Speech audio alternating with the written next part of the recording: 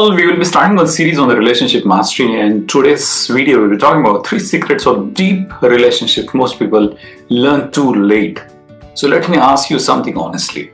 Why do some people feel that some exclusive relationships are very peaceful while others feel very exhausting?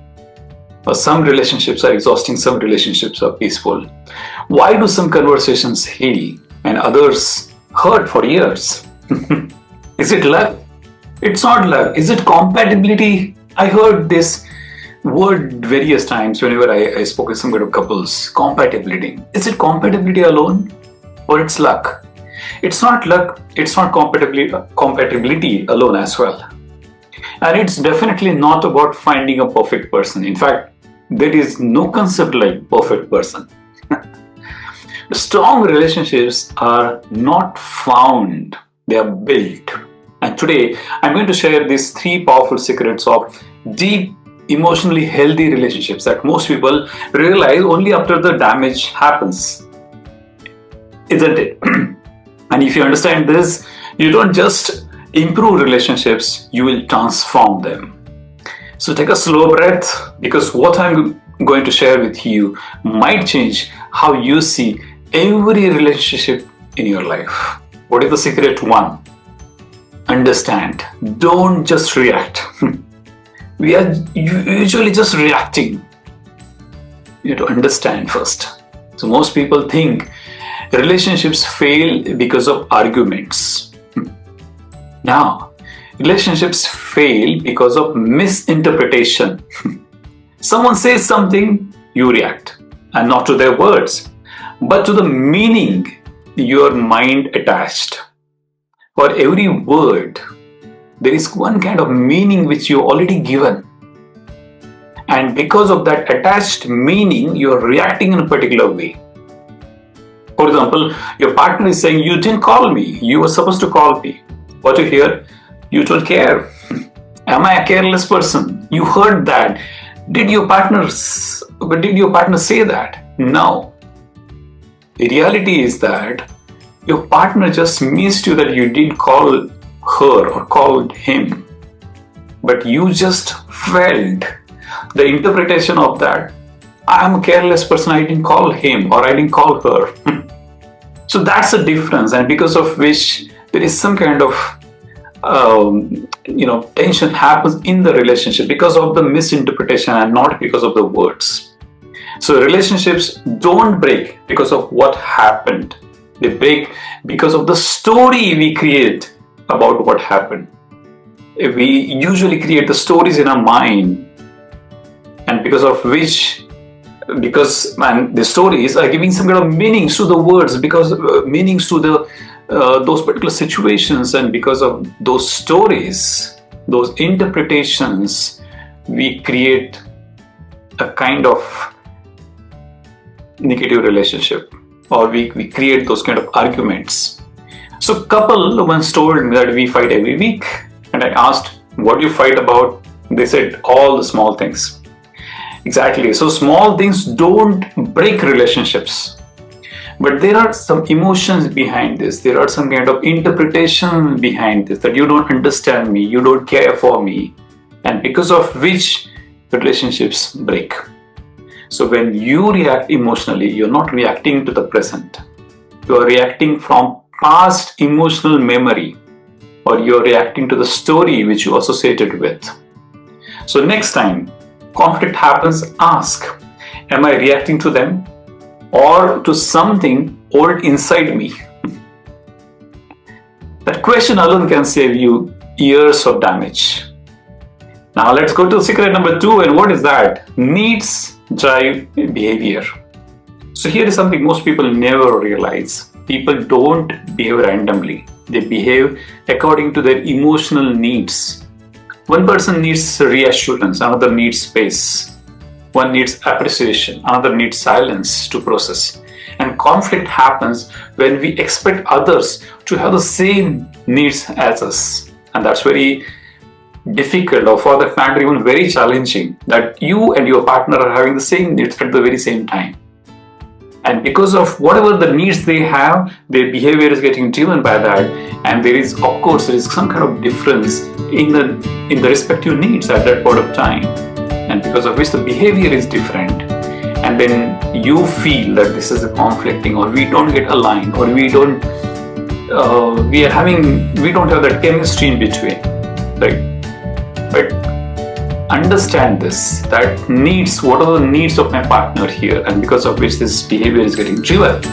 For example, that you are speaking in Hindi and your partner is speaking in French. Now both are talking and neither understands. That's most relationships are currently.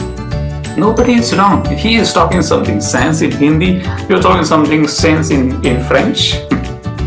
But both are right, both are not wrong, but just different emotional languages. So remember this, your partner is not difficult, they are just different. So husband once said, my wife complains all the time, and when we explored deeper, she didn't want change, she wanted attention. And her complaint was actually connection.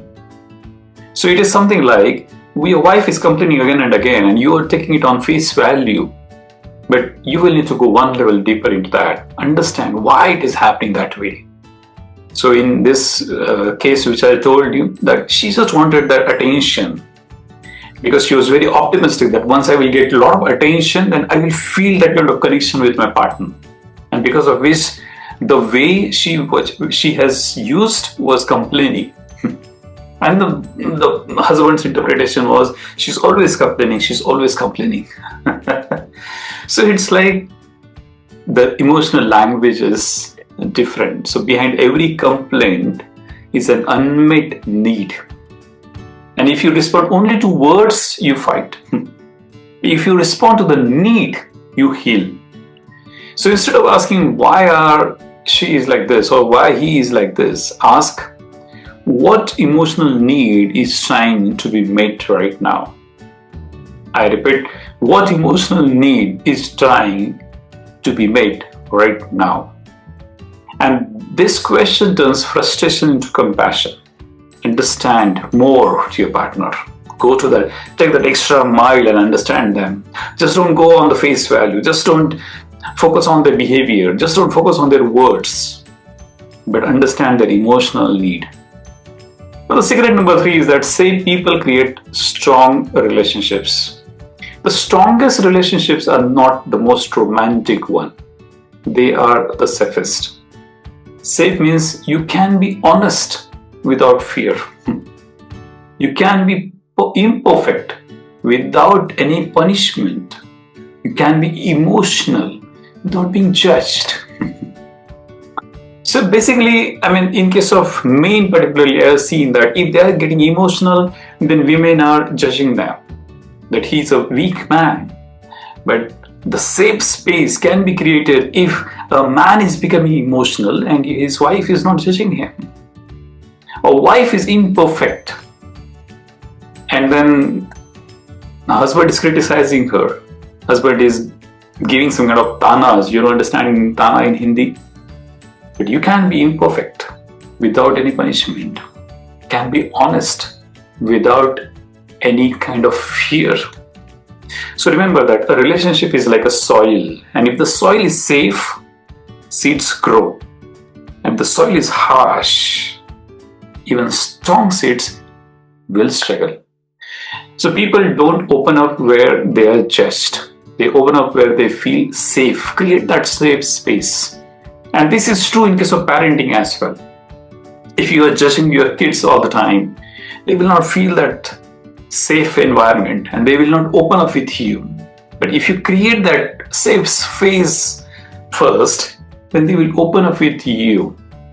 And that will create that kind of extraordinary bond or that special bond in between. So notice this, some people barely talk in one relationship, but become expressive in another. So it's the same person, but different safety. I've seen a lot of men, they are barely talking in the relationship. But when they are with their best friends, they are like very extrovert, they will be very joyful, they will have a lot of fun. Why? this is happening? It's the same person, but the different behavior. This happens because of the safety reasons. That means emotionally they feel very safe with that friend, that best friend, and not with your partner. Understand this. Silence was never their personality. It was their protection. They feel protected when they are silent in the relationship. And that's not their way of living life. It's not their personality at all. It was their protection. So remember that love doesn't heal people. Safe love heals people. So become someone who listens to understand and not to reply. Because the moment someone feels heard, half the problem dissolves. So remember these 3 secrets which we talked about in this video. First is don't react, understand.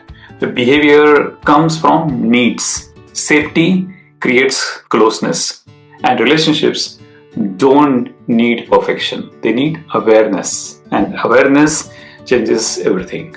So the quality of your relationships is the quality of your emotional maturity, and the quality of a relationship is the quality of your life. The one survey has been done with a lot of people who are 80 plus, and one question asked, and they are from the different backgrounds. Some are very poor, some wealthy, some are very rich, rich background. One question asked, how do you see the quality of your life? You have lived 80 years on this earth. And one thing came up in the pattern, that the people who were having the kind of quality relationships, they felt good quality life they lived. And other way around, the people who were not feeling very well in the relationships, they felt that the quality of life was not that great. So remember, the quality of your relationships is the quality of your emotional maturity, and the quality of your life depends on the quality of your relationships. So friends, if this video is brought some kind of value to you, just comment, I choose awareness, and share this with someone you want a deeper relationship with. Because strong relationships don't happen by chance. They happen by consciousness. They happen by awareness. And put it in the comment at which of these 3 secrets you really resonate with. 1, 2, 3, or all 3. Okay, perfect. Let's meet in the next video on the relationship mastery.